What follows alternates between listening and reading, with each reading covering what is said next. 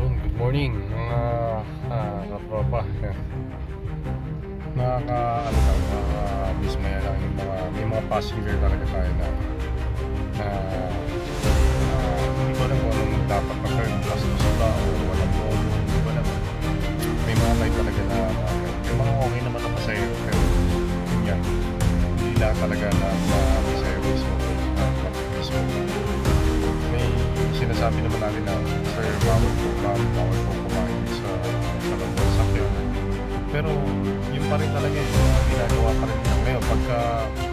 dito sa TNBS, no? May mga time talaga na kahit na tama tayo is pinapamura pa rin talaga yung TNBS mga pasaya, pero dapat hindi gano'n kasi parang tayo kawawa yung sasakyan natin sa like may maintenance tayo, di ba? Kaya papakawas natin unang-una pag inibis yan, kawawa tayo. Sa mga nakaka-relate dapat talaga sana lahat ng mga pasahero is babae kayo, pero sana naman konting disiplina lang. Shoutout sa mga pasahero na okay, shoutout sa mga pasahero na hindi okay, pero sana maintindihan nyo kami. Kami sa katrabaho lang para sa mga kapatid namin, wala kami pinapatamaan o ano pero sana naiintindihan nyo kami maging maayos sana kayo sa pagsakay at maging disiplinado kasi hindi naman po kasi dito madaling tanggalin amoy na rin kapag kumain ng sunod ng sakyan, no?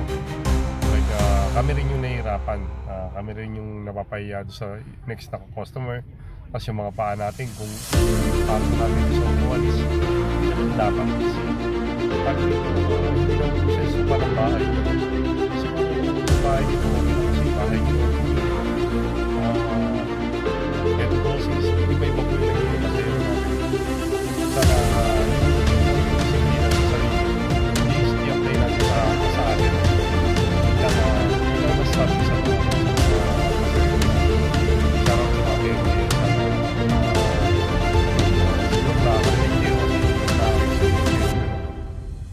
yun nga, yung mga bata na masakay sa KBS ang yung mga pagkakagapapin ang sarap natin hindi na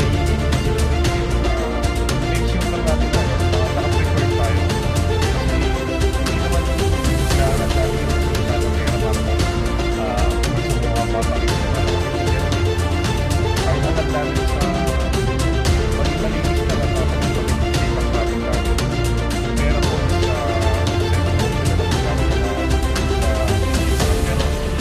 regardless mo nung sa okay naman, pero hindi nga po galangin ko lang yung mga mayari kasi hindi natin alam kung ano yung pinagdaraan sana yung naiintindihan natin kailangan mo pera naiintindihan natin na yung mga driver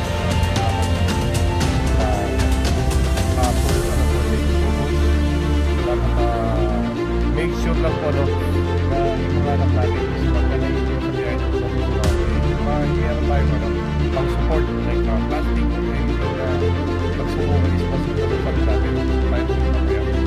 kasi po mahirap po magpalinis ang sasakyan dapat galing sa suka alam nyo naman po yung amoy ng suka hindi naman po maganda rin talaga pasensya na po kung tinatamaan kayo pero alam nyo naman po sana sa sarili nyo na pag sumakay kayo please alam nyo yung responsibility na sa inyo and